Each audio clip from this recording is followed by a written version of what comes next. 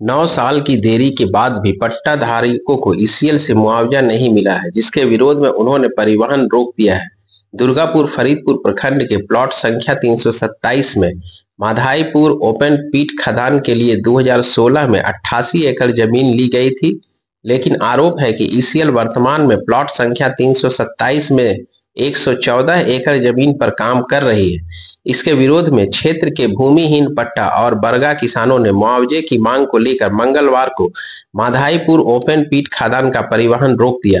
स्थानीय महिलाओं और पुरुषों ने आज सुबह 9 बजे से खदान का परिवहन रोककर विरोध प्रदर्शन किया। मलय घोष नामक स्थानीय भूमि धारक ने कहा कि 2016 से ईसीएल अधिकारियों ने सिर्फ आश्वासन दिया है, लेकिन आज तक उन्हें कोई फसलों का बकाया नहीं मिला है। यहां तक कि कई जमीनों का अभी तक ईसीएल द्वारा म्यूटेशन नहीं किया गया है, जिसके कारण उन्हें नौकरी नहीं मिल रही है। उन्होंने कहा कि ईसीएल के परिवहन वाहनों के गुजरने के लिए उनकी जमीन पर सड़क बनाई गई है, लेकिन उन्हें कोई मुआवजा नहीं दिया गया है। मलय ने कहा कि उनकी एकमात्र मांग उचित मुआवजा देना है और फिर ईसीएल को काम करने देना है। दूसरी ओर तृणमूल के गोगला क्षेत्र के अध्यक्ष गौतम घोष ने कहा कि क्षेत्र में कई किसान और पट्टा किसान हैं जिन्हें अभी तक ईसीएल से उचित मुआवजा नहीं मिला है और इसलिए उन्होंने आज आंदोलन शुरू किया है। गौतम बाबू ने कहा कि वे ईसीएल से अपील करेंगे कि अधिकारी उन सभी गरीब लोगों को जो वंचित है उन्हें कोयला खनन कार्य शुरू करने के लिए अपनी खेती योग्य जमीन ईसीएल को दी थी। उन्होंने कहा कि वे इस मुद्दे पर ईसीएल अधिकारियों का ध्यान आकर्षित करेंगे ताकि वह समस्या जल्द से जल्द सॉल्व हो सके। संबंधित खुले मुंह वाले खदान एजेंट इश्तियाक हुसैन ने कहा कि गांव के कई लोगों ने आज उन्हें पहले से सूचित किए बिना अपने परिवहन वाहनों को रोक दिया। हालांकि कई लोगों ने भूमि विवाद के कारण दिक्कतें आ रही है। हालांकि उन्होंने कहा कि इस बारे में उच्च अधिकारियों को अवगत करा दिया गया है और समस्या के समाधान की प्रक्रिया चल रही है। आखिरकार ईसीएल अधिकारियों के आश्वासन के बाद प्रदर्शनकारियों ने 1:45 से धरना समाप्त कर दिया।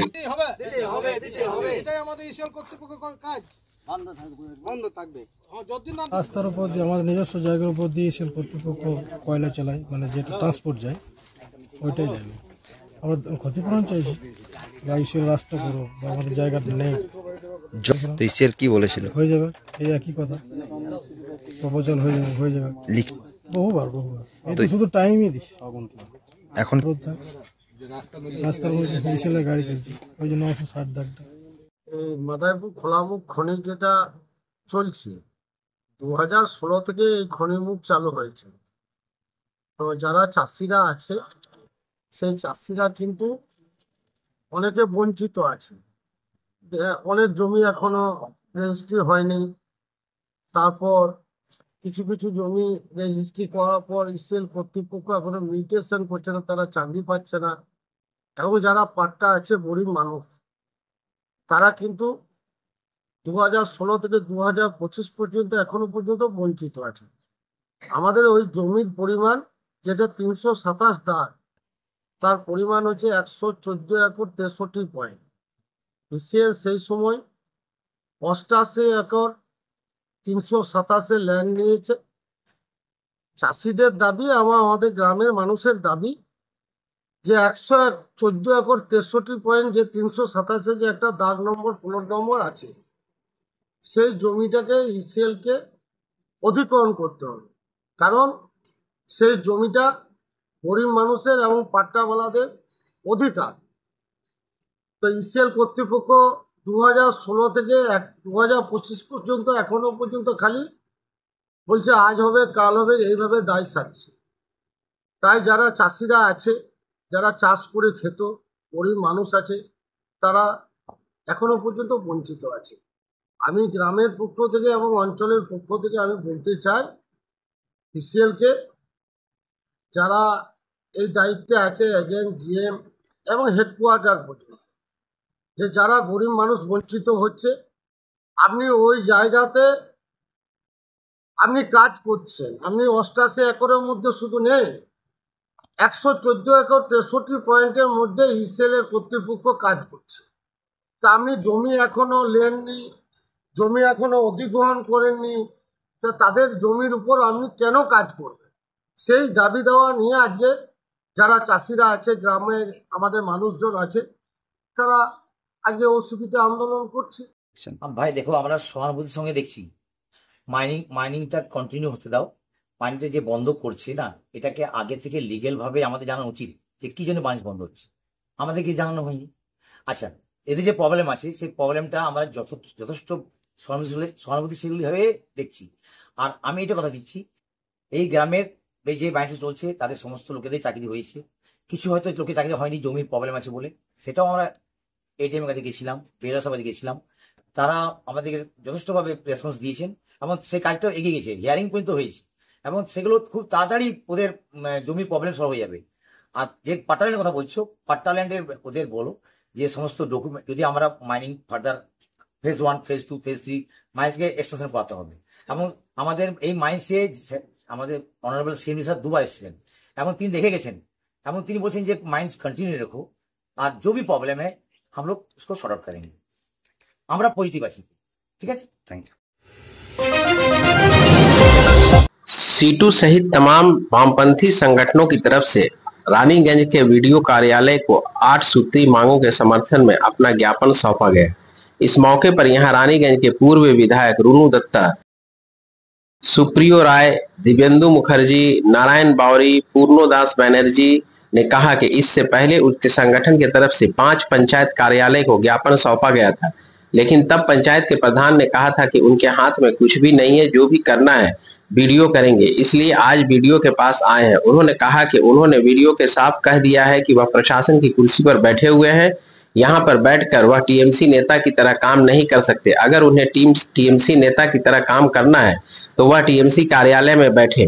पूर्णोदास बैनर्जी ने कहा कि राशन के वितरण में जो समस्या आ रही है उसका समाधान करना होगा। उन्होंने कहा कि जो श्रमिक दिन भर मेहनत करता है उसके हाथों और उंगलियों के निशान मिट जाते हैं, ऐसे में उसके लिए फिंगरप्रिंट डालकर राशन लेना मुश्किल हो जाता है। अगर इसका फायदा उठाकर टीएमसी के कुछ नेता गरीबों के राशन पर सेंधमारी करते हैं तो यह नहीं होने दिया जाएगा। उन्होंने आरोप लगाया कि टीएमसी नेताओं ने पंचायत चुनाव में लूट मार करके चुनाव जीता था और आज वह लोगों के पैसों का गबन कर रहे हैं। आज वीडियो से मुलाकात की गई है, वीडियो ने 3 दिन का समय मांगा है। पूर्णदास बैनर्जी ने कहा कि 3 दिन के अंदर इन समस्याओं का समाधान नहीं हुआ तो आने वाले समय में और बड़े पैमाने पर आंदोलन किया जाएगा। वहीं इस बारे में जब हमने रानीगंज के वीडियो से बात की तो उन्होंने कहा कि आज विभिन्न मांगों एवं के समर्थन में वामपंथी संगठनों ने उन्हें एक ज्ञापन सौंपा है। उन्होंने कहा कि जो मामले उनके अधिकार क्षेत्र में आते हैं उनको जरूर हल किया जाएगा, लेकिन जिन पर उनका अधिकार नहीं है उसे वह अपने उच्च अधिकारियों को भेज देंगे। उन्होंने कहा कि मनरेगा का कार्य अभी बंद है और बांग्लार बाड़ी में घर कैसे दिए जाते हैं इसके बारे में उन्हें जानकारी प्रदान की गई है। वहीं आंगनबाड़ी केंद्रों में शिक्षकों की नियुक्ति की मांग पर उन्होंने कहा कि यह पॉलिसीगत फैसले होते हैं जो वह नहीं करते, उच्च अधिकारियों से जो निर्देश आता है वह उसी के अनुसार काम करते हैं। वहीं हाड़ा भांगा ब्रिज के निर्माण की मांग पर उन्होंने कहा कि इस पर जिला परिषद और ईसीएल के बीच बातचीत चल रही है और मामला ब्रिज के निर्माण के खर्चे पर आकर बेसिकली इंदिरा आवास মানে আবাস বলছি इंदिरा ने বাংলার বাড়ি আর এই আপনার এনআরইজিএস তো এনআরইজিএস তো এখন কাজ বন্ধ আছে, কিন্তু বাংলার বাড়ি নিয়ে আমি বলে দিলাম যে কি পদ্ধতিতে যদি কেউ মনে করে যে আমি বাদ পড়ে থাকি, ওই কাজটা এখন সিস্টেমেটিক ভাবে হচ্ছে। যদি বিএসকে তে কমপ্লেন করে বা কোথাও কমপ্লেন করে তো ওটা সফটওয়্যারে এসে গেলে আমি পদ্ধতিটা বুঝিয়ে দিলাম যে কিভাবে হয়। আর কিছু দাবি দাবা আছে ল্যান্ড রিলেটেড, ওটা বললাম বিএলআর এর সাথে আলোচনা করব এবং আমাদের ঊর্ধ্বতন কর্তৃপক্ষের সাথে আলোচনা করব। স্যার আইসিডিএস এর শিক্ষক নিয়োগ করার এটাও একটা দাবি উঠেছে, স্যার কি বলবেন? দেখুন ওটা তো পলিসি ডিসিশনের ব্যাপারে আমি তো কিছু বলবো না, তো ওইসব যেগুলো আমার এন্ডের ব্যাপার ওগুলো আলোচনা করেছি, যেগুলো পলিসি ডিসিশনের ব্যাপার ওটা আমরা এই ডেপুটেশনটা ঊর্ধ্বতন কর্তৃপক্ষের কাছে পাঠিয়ে দেব। স্যার অন্যদিকে দেখা যাচ্ছে হাড়া ভাঙা যে ব্রিজ নিয়ে বেশ কয়েকবার ওরা আন্দোলন নেমেছে দীর্ঘদিন ধরে, কিন্তু কোন রকমের ব্যবস্থা নেওয়া হয়নি। ভিডিও অফিসে তারা ধ্বংস হয়েছে, এই বিষয়টা নিয়ে পরে কতটা কি করা হয়েছে? হাড়া ভাঙার স্কিম একটা বড় স্কিম, ওটা নিয়ে জেলা পরিষদ আর ইসিএল এর মধ্যে কথা চলছে। ইসিএল এর বেশিরভাগ ভেহিকেল ওখানে চলে, তাই জন্য ইসিএল বলেছিল ওটা করে দিবে। তো ওই এস্টিমেট এখনো ফাইনাল হয়নি ওটা, তো ওটা ওই লেভেলে ওটা নিয়ে মানে চলছে আর কি, জেলা পরিষদ কমিউনিকেট করছে ইসিএল এর সাথে। কতদিনের মধ্যে এটা কি একটা বক্স ব্রিজ বানানোর পরিকল্পনা আছে, যেটা ইসিএল এর করে দেওয়ার উচিত ছিল, তো ওরা এস্টিমেটে বোধহয় কিছু মানে চেঞ্জ করতে বলছে বা সামথিং এরকম। এর 9 দফা দাবির ভিত্তিতে আমরা 5টি পঞ্চায়েতে ডেপুটেশন দিয়েছিলাম। তারপরে আমাদেরকে সেই সময় প্রধানরা জানিয়েছিল যে আমাদের হাতে কোনো ক্ষমতা নেই, যা আছে বিডিও সাহেবের কাছে। আমরা স্বাভাবিকভাবে বিডিও সাহেবকে 4 দিন আগে জানিয়েছিলাম আমরা আজকে সাধারণ মানুষকে নিয়ে আপনার কাছে আসছি। আমরা 9 দফা দাবির ভিত্তিতে ওনার কাছে এসেছি। আমরা যেটা বুঝতে পেরেছি, কার্যত উনি অসহায় হলেও বকলমে উনি তৃণমূলের হয়ে কাজ করার চেষ্টা করছেন। আমরা বলেছি তৃণমূলের হয়ে কাজ করা যাবে না, জনসাধারণের হয়ে কাজ করতে হবে। আর সেটা বাধ্য করার জন্য আমাদের এই সংগঠন, আমরা যারা 5টি সংগঠনের প্রতিনিধি গেছিলাম, আপামর জনসাধারণ এসেছিল, তারা আপনাকে বাধ্য করাবে জনগণের কাজ করার জন্য। রেশনিং ব্যবস্থায় যারা লুটে খায়, খেটে খায় না, তারা এর গুরুত্ব বুঝবে না। যারা খেটে খায়, ইট বালি পাথর মাটিতে যারা কাজ করে, তাদের হচ্ছে আঙুলের চাপ নরমালি থাকে না। এটা আপনারা যারা সাংবাদিক বন্ধু আছেন তারা জানেন। রবীন্দ্রনাথ ঠাকুরের কথা আছে যে দেবতা আছে বাইরে, যারা খেটে খায়, আর দেবতা ঘরের মধ্যে থাকে না। মানে রবীন্দ্রনাথ ঠাকুর পর্যন্ত বলে গেছেন, যারা পাথর কাটছে, চাষা চাষ করছে মাঠে, রোদ্রে জলে ঘাম ফেলছে, তারাই হচ্ছে প্রকৃত মানুষ। সেই অংশে ছাপ কাজ করতে করতে আঙুলের ছাপ বিলীন হয়ে যাচ্ছে, এবং তাদের ছাপ না মেলাতে একটা অসাধু গ্রুপ তৃণমূলের নেতৃত্বে সেই রেশন লুট করছে। আমরা এই লুটবাজি বন্ধ করার জন্য বলেছি, যাদের ছাপ মিলছে না বিকল্প ব্যবস্থা করে রেশন দিতে হবে। উনি আমাদের একটা তারিখ নির্দিষ্ট করেছেন, সেই তারিখে যদি উনি না বসেন, আবার পুনরায় সেই আন্দোলন আমরা ডাকবো।